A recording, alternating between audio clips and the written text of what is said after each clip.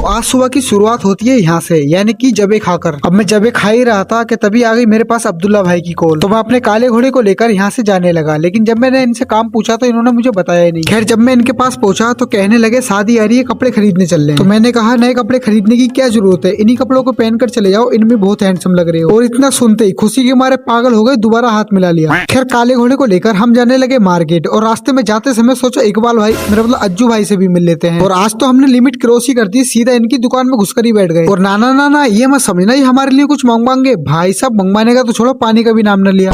खैर बैठे बैठे अब्दुल्ला भाई ने कोरियन और जापानीज कपड़े पसंद करे, तो हम आ गए सीधा कपड़ों की दुकान पर, और वही सेम टू सेम कपड़े पसंद करके ये देने लगे नाप ऊप। तो मैं थोड़ी देर के लिए यहाँ आकर बैठ गया, और कुछ देर के बाद यहाँ से निकलते समय रास्ते में हमें दिखा शकरकंदी का ठेला। तो यहाँ रुककर हमने 2 पत्ते शकरकंदी की चाट बनवाई, और जब इसे बनवा के हमने खाई, भाई ये इतनी टेस्टी लगी कि मैं इसके बारे में कुछ बता नहीं सकता। मतलब भाई सच में इसे खाने के बाद मैं थम दिखाए बिना रह नहीं पाया। खैर पैसे देने के बाद हम आ गए सीधा रिलैक्स हो, क्योंकि यहाँ से खरीदनी थी अब्दुल्ला भाई को चप्पल। अब देखो लेने तो आए हैं चप्पल, लेकिन देखेंगे जूते और खरीदेंगे पता है क्या, शू पॉलिश।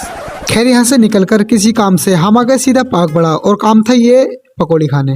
15 किलोमीटर दूर 15 रुपए की पकौड़ी खाने के बाद हमने 15 रुपए की पकौड़ी पैक करा ली। सीधा आ गए अतिथि, सोचा इन पकौड़ियों को चाय के साथ खाएंगे, लेकिन जैसे ही टीकाराम भाई चाय लेकर आए तो उन्होंने आते ही ये कहा